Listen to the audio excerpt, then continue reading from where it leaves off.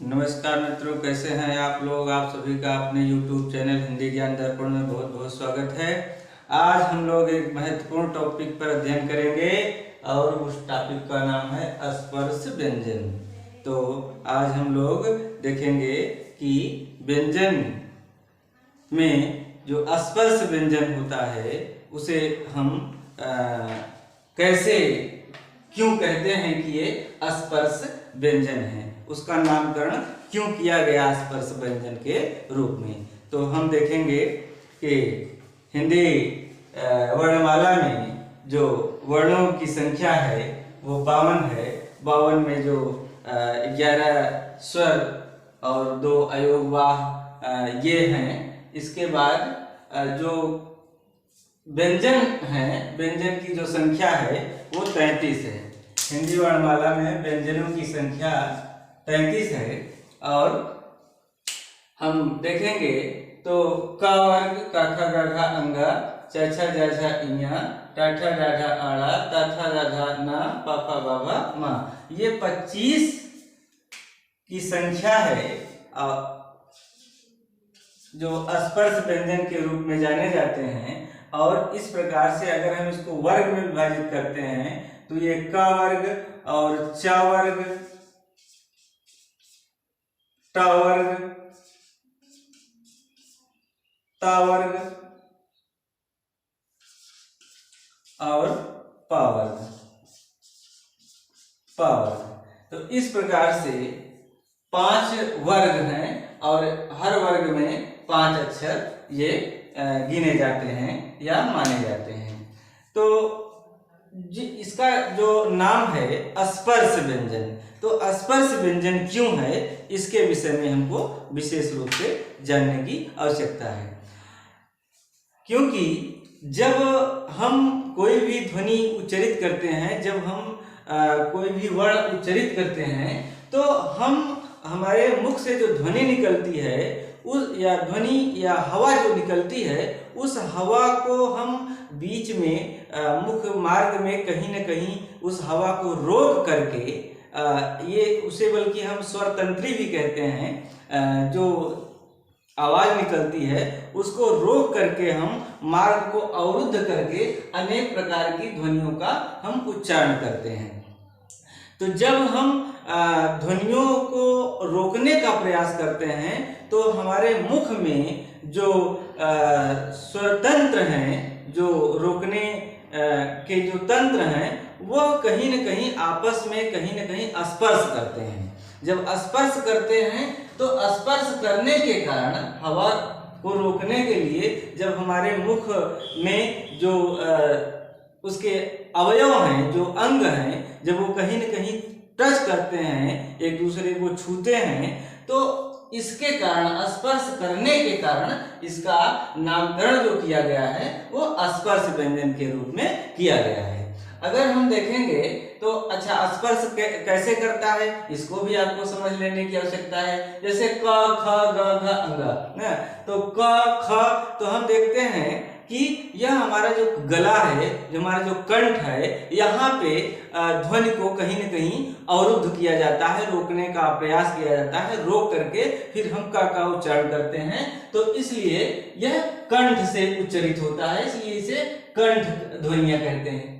ये कैसी ध्वनियां हैं? कंठ ध्वनियां हैं, क्योंकि ये कंठ से बोली जाती हैं। और फिर ये जो च छ ज झ या जो च वर्ग है, ये हमारे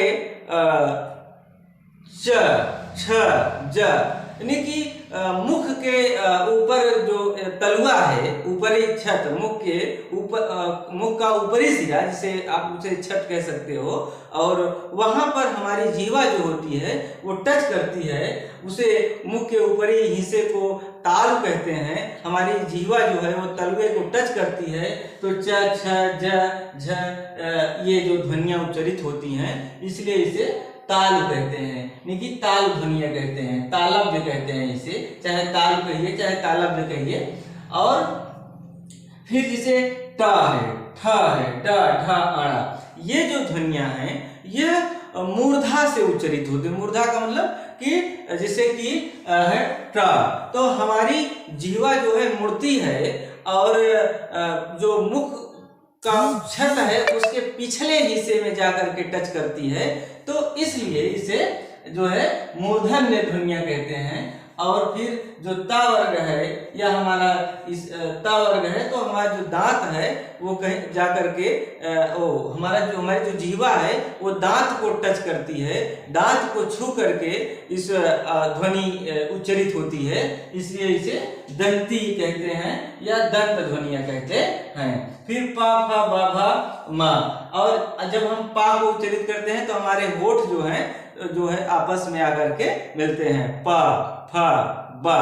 इस प्रकार से हम देखते हैं कि हमारे होठ जो है एक दूसरे से मिलते हैं, टच करते हैं, तब जाकर के हम इन ध्वनियों का उच्चारण कर पाते हैं, इसलिए इन ध्वनियों को ओष्ठ ध्वनियां कहते हैं। और एक विशेष बात कि यह वैसे अगर वर्ग की दृष्टिकोण से देखें तो ये पूरे के पूरे पांचों जो ध्वनियां हैं यह कंठ ध्वनियां कहलाती हैं, लेकिन इसमें थोड़ा से अंतर यह है कि जो पांचवा अक्षर होता है सभी वर्गों का जो पांचों वर्ग हैं, और पांचों वर्ग का जो पंचम अक्षर है, जो पांचवा अक्षर है अंगा या आड़ा नामा, इसको अनुनासिक ध्वनि कहते हैं। क्या कहते हैं?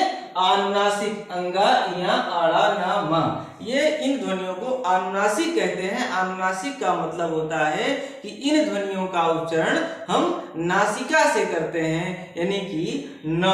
जब हम न कहते हैं, हम इया कहते हैं, अड़ा कहते हैं, तो कहीं न कहीं हमारी जो ध्वनि होती है वो नाक से होकर के निकलती है, इसलिए इसको अनुनासिक कहते हैं। ठीक है, ये आज हम लोगों ने स्पर्श व्यंजन का अध्ययन किया कि स्पर्श व्यंजन कितने होते हैं, की संख्या कितनी होती है, वर्ग के आधार पर ये कितने वर्गों में बांटे जाते हैं, और फिर इनके उच्चारण स्थान क्या है, कहाँ से उच्चरित होते हैं, उनका नाम क्या है, और फिर स्पर्श व्यंजन क्यों है, क्योंकि हमारी जो मुख से जो ध्वनि निकलती है वह कहीं न कहीं मार्ग मुख के अंदर और जो ध्वनि होती है अवरुद्ध होकर के निकलती है, उसको रोक करके उच्चरित किया जाता है, इसलिए। और फिर उसको अवरुद्ध करने में हमारे मुख के जो अवयव हैं, जो अंग हैं, कहीं न कहीं एक दूसरे को टच करते हैं, छूते हैं, स्पर्श करते हैं, स्पर्श करने के कारण ये ध्वनियां उच्चरित होती हैं, इसलिए इसे स्पर्श व्यंजन के रूप में हम जानते हैं। तो ये आज का ये हमारा टॉपिक यहीं से समाप्त हुआ। अगर यह वीडियो आपको अच्छा लगा तो हमारे चैनल को लाइक करें, सब्सक्राइब करें और अच्छे कमेंट करें।